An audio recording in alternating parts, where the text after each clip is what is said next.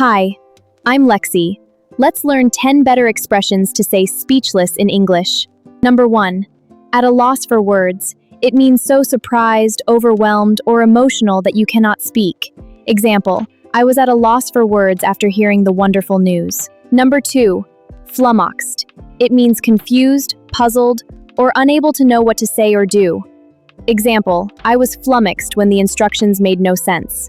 Number 3. Dumbfounded. It means extremely surprised and unsure how to react. Example, I was dumbfounded when I saw the final result. Number 4.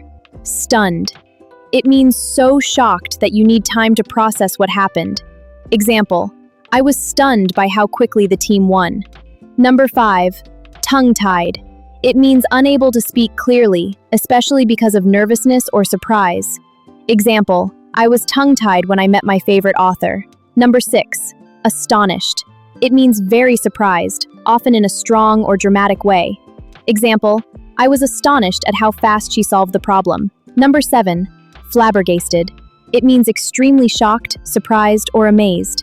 Example, I was flabbergasted when he remembered my name after all these years. Number 8. Thunderstruck. It means suddenly and completely shocked. Example, she was thunderstruck by the unexpected announcement. Number 9. Aghast. It means shocked, horrified, or filled with amazement and disbelief. Example, I was aghast when I heard the news.